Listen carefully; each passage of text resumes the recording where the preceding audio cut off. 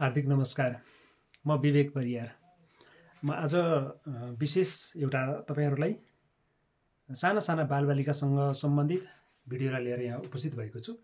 यो भिडियोलाई यहाँहरूले अन्तिमसम्म हेरिदिनु होला र हेरिसकेपछि तपाईलाई मन पर्यो भने लाइक, कमेन्ट, शेयर, सब्स्क्राइब के गर्नुपर्छ तपाईले जाने जति गर्नु होला। आज चाहिँ हामी करिब दिउँसो 5 बजेतिरको समयमा मलाई एउटा फोन कल आयो नेपाल माध्यमिक विद्यालयका प्रधानाध्यापक प्रकाश रोकासरबाट।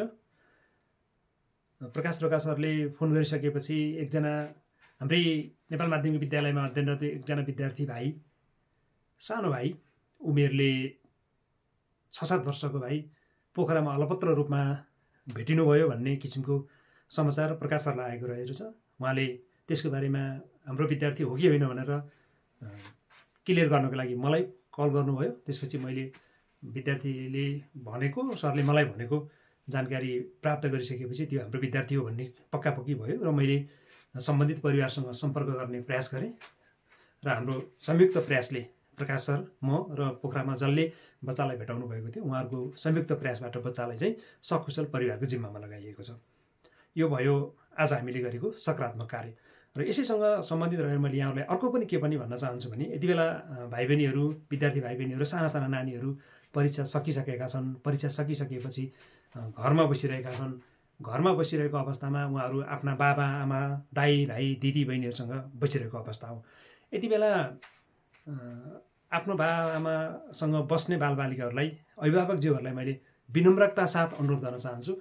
धेरै अभिभावकहरूको जसलाई हामीले पोखरामा भेटायौँ, केही आफन्तहरूले भेटाइसकेपछि त्यो बच्चालाई सम्बन्धित परिवारमा पुर्यायौँ।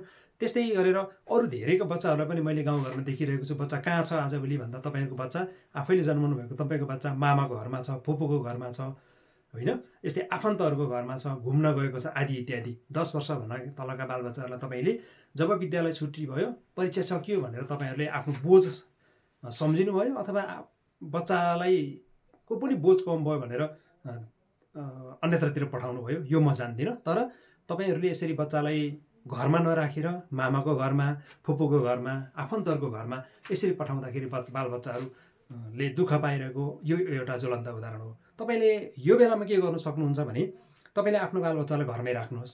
अनि यति बेला तपाईँहरूलाई आफ्नो बालबच्चाको तपाईँहरूलाई खाँचो छ, बालबच्चालाई तपाईँहरूको सहसम्बन्धको खाँचो छ। बालबच्चाले आफ्नो बाबा आमा दाइ दिदीहरूसँग सँगै बस्न रुचाउँछ, उहाँहरूसँग बस्न खेल्न, तपाईँहरूसँग बस्न रुचाउँछ। तपाईँहरू सँगसँगै बसेर तपाईँले बोझ नसम्झिनु। तपाईँहरू बरु यति बेला के गर्नुहोस् भने बालबच्चाहरूलाई सँगसँगै राख्नुहोस्। सँगसँगै राखिसकेपछि उनीहरूलाई धेरै कुरा तपाईँले सिकाउन सक्नुहुन्छ। विद्यालय मात्र यस्तो कुरा होइन कि तपाईँहरूलाई सबै कुरा बालबच्चालाई सबै कुरा सिकाउने, त्यो होइन। तपाईँहरू भनेको पहिलो पाठशाला, बाआमा भनेको घर भनेको पहिलो पाठशाला, बाआमा भनेको पहिलो शिक्षक भनेर भनिन्छ।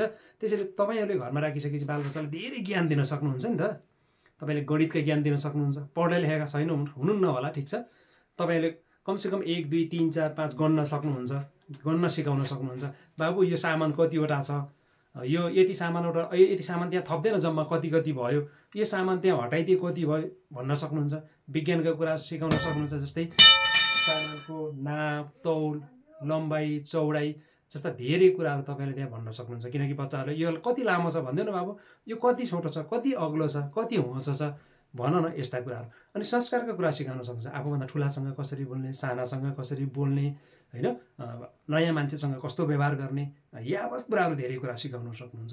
त्यसले गर्दा तपाईँले व्यवहारमा तपाईँको जिन्दगीमा आइलागेका कुराहरू, तपाईँले गरिरहेका कामहरू तपाईँसँग सँगसँगै राख्नुहोस्। बालबच्चाहरूलाई सँगसँगै राख्नुहोस्, सँगसँगै बालबच्चाहरूलाई सिकाउनुहोस्। अनि तपाईँले गरेका कामहरू बच्चाले हेर्छ र त्यहाँबाट धेरै कुरा सिक्ने गर्छ।